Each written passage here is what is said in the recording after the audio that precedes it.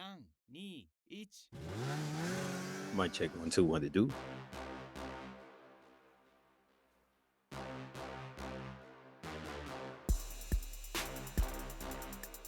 Mic check 1 2, what it do? Welcome back to the Mic Check Podcast. This is T Word, the People's Champ.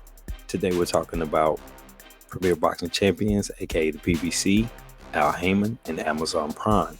But before we get into the video, don't forget to like, comment, hit that subscribe button.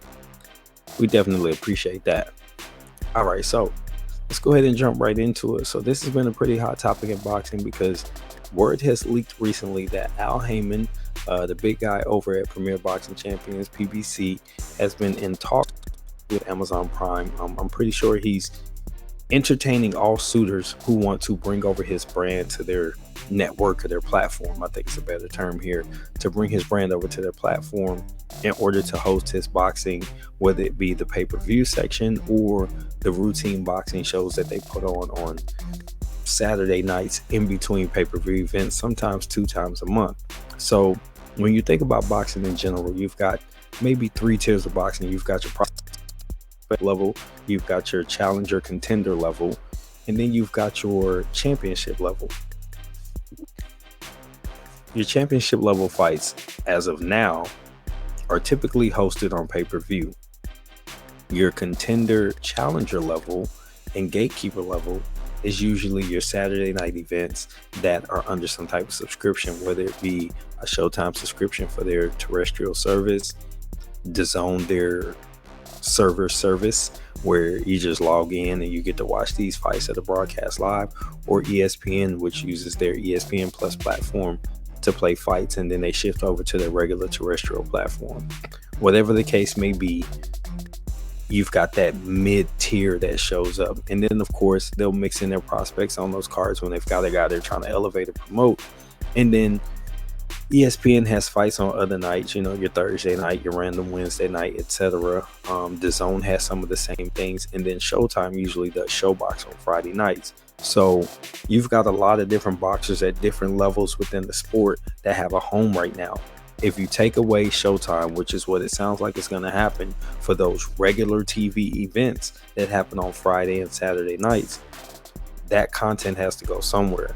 Now, Showbox as it stands may keep its home because those are boxers that are directly signed to Showtime, but anybody associated with the other promoters such as PVC are probably going to be looking for a home, and they're going to attach themselves to Al Haymon in some type of subsidiary contract. Doing the deal with Amazon is perfect, and here's why. So you understand the hierarchy of where everything goes. So if you're ESPN, you have an established relationship with Top Rank. If you're DAZN, you have an established relationship with Golden Boy and a couple other promoters. You have a model that allows you to put pay-per-view events for their championship fighters, regular subscription events for their challenger contender fighters, and then also scheduled events for their third tier, which is their prospect level. If you bring your brand to those platforms, in some ways you might be seeing the second tier, even though I think that at the highest level there's more high level, high marketable fighters with PVC than elsewhere. So you've got a place to put like your pay-per-view level guys, and then even your championship level guys or your contender level guys. But where does the rest of your roster go? Do you have to trim the fat, or kind of let some guys go? What do you do? So going to a competitor's home puts you at a disadvantage. So I really don't think, especially something specific like DAZN, I don't think they have what it takes to cater to an American audience, which is majority of PBC's roster. ESPN actually can handle it, and I think that if PBC is allowed to put their own little twist on things and their spin and their marketing expertise, they can use the ESPN platform very profitably. However, why would Bob Arum let somebody else do that? So in my opinion, I don't see that as a viable solution. So now you're looking at these other platforms that have their own streaming service that can offer them the same thing that Showtime offered, or Paramount. So you've got something like NBC, which has Peacock. That will work.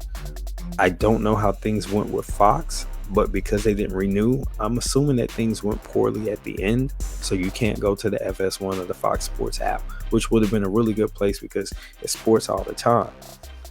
But then I got to thinking, and I'm like, man, I chopped it up with my guys over at AM Sports, and I talked to Greg and I watched their video, and I was like, you know what? Amazon Prime is the move. They have two arms of the Amazon Prime brand, or the Amazon brand. So you've got a couple of different things to go here. You got the regular Amazon service that you can subscribe to without necessarily having the full Prime benefits. Then you also have the free TV service that they have called Freevee, where you could put on those Friday night fights. It's got ad revenue, so he doesn't have to pre-buy the fight spots like he used to when he was doing Spike TV and stuff like that, NBC. This is going to be paid for through advertisement, and you're bringing in a brand new audience to Freevee that didn't know it was there. And the best thing is, they just got to install an app. You don't even need an account. So you can have all these people watching without the commitment of charging them. During that time, you can add your own ads, branding during the fights that are going to promote your bigger events, such as your championship stuff, which you'll put behind the paywall on Amazon Prime. It doesn't separate you from anybody else, because right now they're paying a subscription to see your stuff on Showtime. ESPN Plus is behind the paywall, and so is DAZN behind a big ass paywall. So when you start to put these factors into place, Amazon is a good fit. And then, because you've seen them do live TV, now you get commercials during these NFL games. Just like this past Thursday night, NFL football was on Amazon. Boom. You got another way to show we've got an event coming up. We need you guys to tune in and watch. And it's behind the paywall, but you already subscribed, so don't worry about it. You in the mix. So when you think about this, it's a really good fit for Al Haymon and the PVC. And I do believe that if he's as smart and savvy of a businessman as I believe, they're going to be on Amazon by the end of 2024, even if there's a little bit of a lull period where they kind of court a few different suitors through the first quarter of the year. I think by the second quarter, with everybody losing a little money on this move from boxing by Showtime, I can see PBC jumping in the mix with Amazon real quick and getting a lot of big events right away. So you guys let me know what you think. Do you think that going to Amazon Prime is a good move? Do you think there's a different platform? Should they join DAZN, or should they join Fight TV, or should they go over to strictly ppv.com and create some type of subscription just for PBC boxing? Or maybe go over the Top Rank and ESPN side of things and see how that plays out. I'm leaning Amazon Prime, but drop it down in the comments. This has been T. This is a Mic Check Podcast. Until next time, I'm out. Peace.